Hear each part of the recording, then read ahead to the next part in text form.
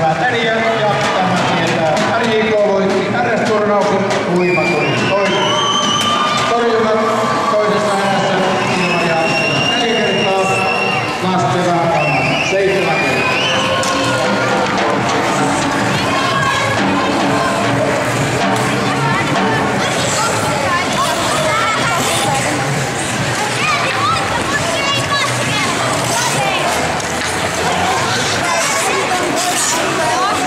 Hei, miltä voitto maistuu? Ihan hyvältä. Olitteko ylivoimaisia? Aika tasasta oli. Aika tasasta. Mikä ratkaisi voiton? En tiedä. Peli. Maaginen paita. Tää valkoinen. Hyvä, onneksi olkoon. Kiitos.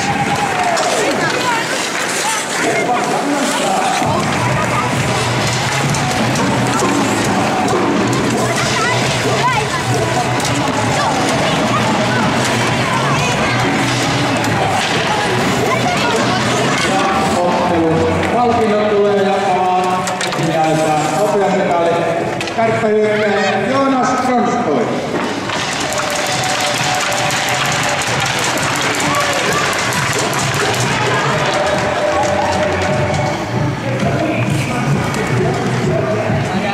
Kulkiko peli? Joo. Helppo voitto. Niin. Oliko helppo?